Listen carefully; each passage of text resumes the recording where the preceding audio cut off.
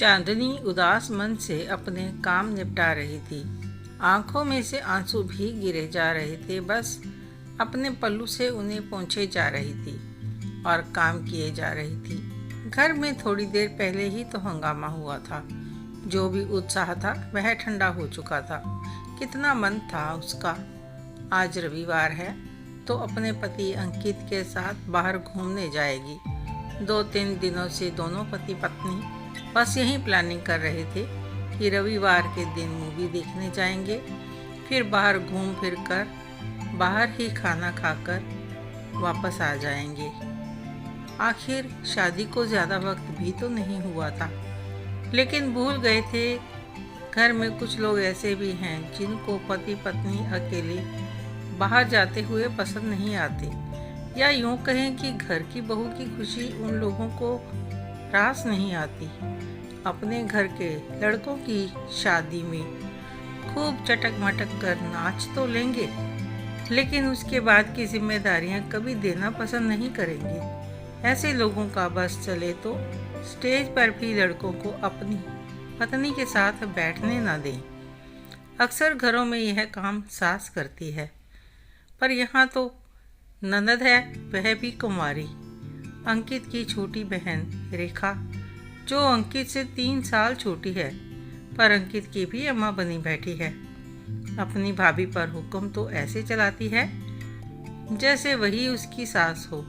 कब किस बात को पकड़कर बैठ जाए पता ही नहीं चलता, और उसके बाद घर की शांति भंग हो जाती। सासू माँ तो यह कहकर पल्ला झाड़ लेती कि बच्ची है जाने दो, पर हाँ, कभी यह नहीं कहती कि बेटा तू गलत है, तो अपनी भाभी से ऐसी कैसे बात कर सकती है। सबसे बड़ी हैरानी तो चांदनी को यह होती है कि अंकित भी उससे कुछ नहीं कह पाता। बचपन से ही अपनी बहन से दबता आया है और अब भी दब रहा है। छोटे भाई बहन हैं, तुम तो बड़े हो, जिम्मेदार हो, उसने कुछ कह दिया तो माफ़ कर दो कहकर माता पिता सचमुच खुद ही अपने बड़े बच्चों को दबाना शुरू कर देते हैं। और यही अंकित के साथ हो रहा है। खुद तो सहन करता ही रहा था, साथ ही साथ चांदनी को भी जबरदस्ती सहन करा रहा था। आज जैसे ही उसे पता चला कि अंकित और चांदनी आज घूमने जा रहे हैं, बस इसी बात का हंगामा कर दिया। किससे पूछ कर जा रहे हैं आप लोग घूमने के लिए? बैठे बैठे अपनी खिचड़ी पका लेते हो आप लोग। अरे संडे का दिन है तो परिवार के साथ भी तो समय बिताया करो। शादी के बाद क्या हम आप लोगों की जिम्मेदारी नहीं है? बस मुंह उठाया और बाहर जाने को तैयार हो गए। मम्मी कुछ कहती नहीं तो इसका मतलब यह नहीं कि आप लोग अपनी मनमानी करते रहो। चांदनी ने अंकित की तरफ देखा तो अंकित ने कहा, अरे तो क्या परेशानी है, मम्मी से पूछ कर ही तो जा रहे हैं। हद है। मम्मी ने हाँ कर दी तो बस जाने को तैयार हो गए। उनकी इच्छा नहीं करती क्या कि रविवार के दिन तो कम से कम तुम उनके साथ बैठकर बात करो। बीवी आई नहीं कि माँ को एक तरफ कर दिया। और कब पूछा था तुमने मम्मी से? अभी सुबह जाने से पहले, जबकि प्लानिंग तो शायद 2 दिन पहले से ही चल रही होगी तुम लोगों की। रेखा को बहस करते देख सासू माँ ने कहा, अरे मैंने ही इजाज़त दी थी इन लोगों को जाने की, क्यों बहस कर रही है? जाने दे। ऐसे कैसे जाने दो? जाने दूंगी तो ये अपनी मनमानी नहीं करने लग जाएंगे। कोई कुछ कहता नहीं तो सर पर चढ़कर नाचेंगे। अभी तो मैं घर में हूँ तो यह हाल है। शादी होकर ससुराल चली जाऊंगी तो तुमको पूछेंगे भी नहीं। मेरी मम्मी की इस घर में क्या इज्जत रह जाएगी? कोई कहीं नहीं जाएगा बस। अरे मेरी लाडो सुन तो, मुझे कुछ नहीं सुनना, बस कह दिया ना। कोई कहीं नहीं जाएगा। दनाती हुई रेखा अपने कमरे में चली गई। सासू माँ ने लाचारगी के साथ अंकित की तरफ देखा और अंकित ने अपनी लाचारी के साथ चांदनी की तरफ देखा। गुस्सा तो बहुत आया पर कह कुछ नहीं पाई। आखिर प्रोग्राम कैंसिल हो गया और प्रोग्राम कैंसिल करवाकर रेखा हॉल में आकर टीवी चालू करके टीवी देखने लग गई, जैसे कुछ हुआ ही ना हो। अंकित माँ के साथ उनके कमरे में बैठ यहाँ चांदनी अनमने मन से अपना काम निपटा रही थी। अभी छत पर से कपड़े उतारकर अपने कमरे में लाई ही थी कि देखा कि मोबाइल पर उसके मायके से उसकी छोटी बहन बिंदु का फ़ोन आ रहा था। उसने कपड़े एक तरफ रख कर फटाफट बिंदु का फ़ोन रिसीव किया। उधर से बिंदु की आवाज़ में थोड़ी घबराहट महसूस हुई। क्या हुआ बिंदु, तू इस तरह घबरा क्यों रही है? चांदनी ने भी परेशान होकर पूछा। दीदी, मम्मी अचानक से बेहोश होकर गिर गई। घर में कोई भी नहीं था तो जैसे तैसे पड़ोस वाली आंटी की मदद से मैं मम्मी को अस्पताल लेकर आई हूँ।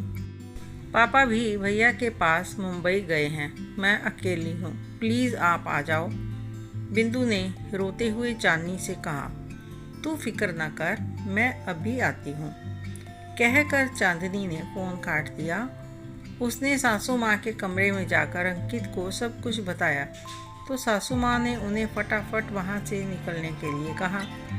अंकित और चांदनी फटाफट वहाँ से निकलने को तैयार हुए और बाहर हॉल में आए तो उन दोनों को बाहर जाता देखकर रेखा ने कहा, कहाँ जा रहे हैं आप लोग? मैंने कहा था ना कोई कहीं नहीं जाएगा, फिर भी समझ में नहीं आया आप लोगों को।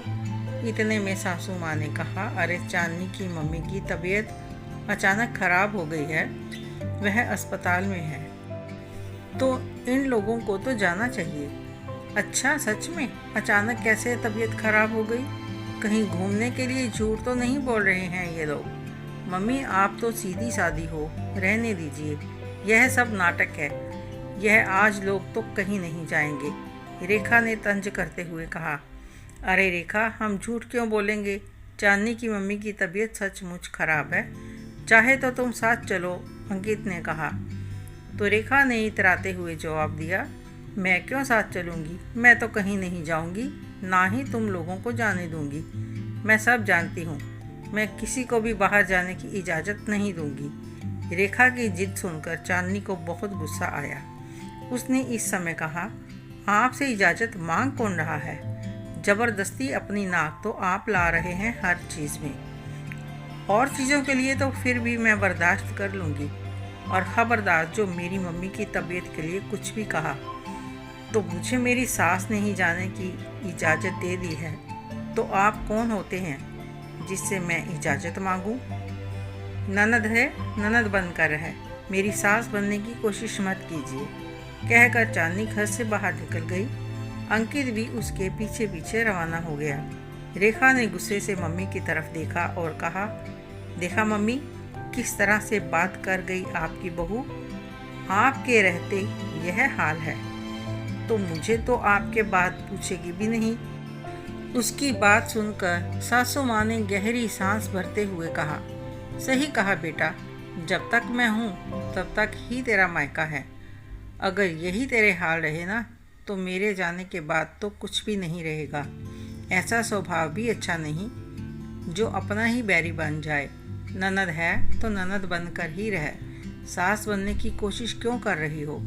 कहकर सासू माँ अपने कमरे में चली गई और ननद भुनभुनाती रह गई।